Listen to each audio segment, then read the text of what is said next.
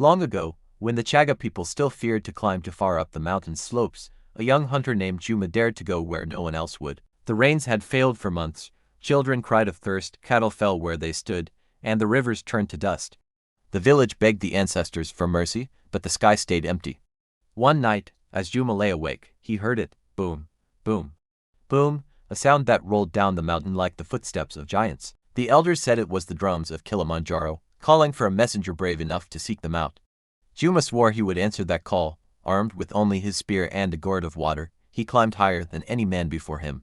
The air thinned, the cold bit his skin, and strange mists wrapped around him like hands trying to pull him back.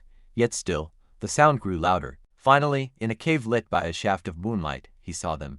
3 massive drums, each carved from a single tree and painted with symbols that shimmered like fire.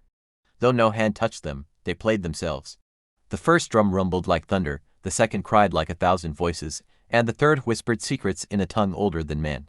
A voice filled the cavern. Juma, son of the earth, you have been chosen. Strike the drum of your need, and it shall be answered. Juma fell to his knees.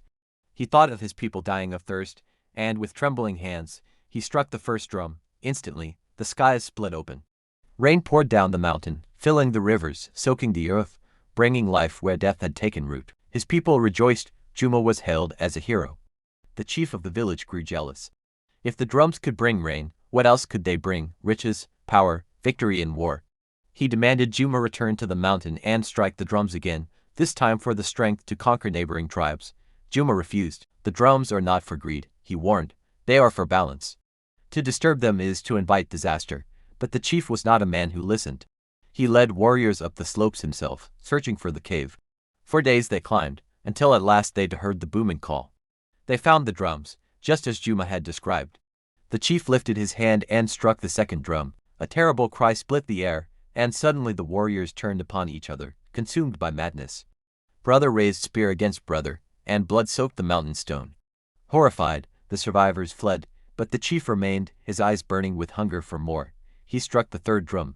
The cave shook. Darkness poured out like smoke, swallowing him whole. When the echoes faded, the chief was gone. Some say the mountain claimed him.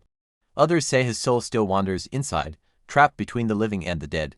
From that day, the elders forbade anyone to seek the drums again. But sometimes, on still nights when the wind is quiet, the people of Chaga say you can hear it boom, boom, boom, rolling down from the mountain's heart. A reminder, a warning. And so I ask you, if you stood before those drums, which one would you strike? The drum of rain, the drum of power, or the drum of secrets? Tell me in the comments, and don't forget to subscribe for more true African stories.